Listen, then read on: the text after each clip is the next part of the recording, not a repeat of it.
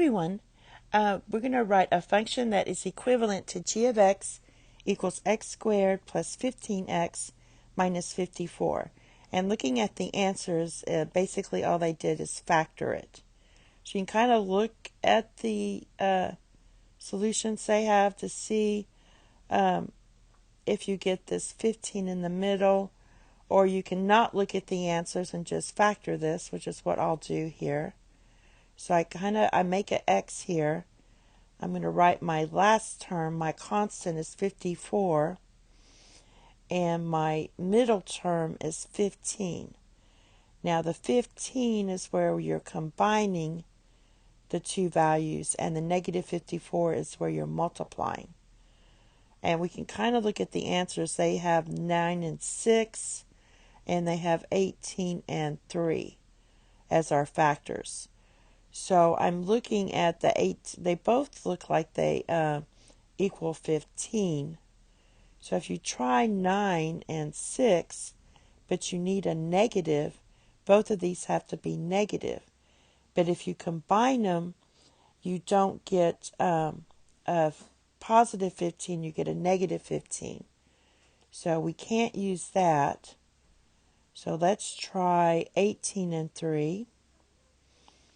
Now we want one to be positive and one to be negative. So if we let 18 be positive and the 3 is negative, then we do have 18 times negative 3 equals negative 54, but 18 minus 3 equals 15. So these are the two numbers we want to use.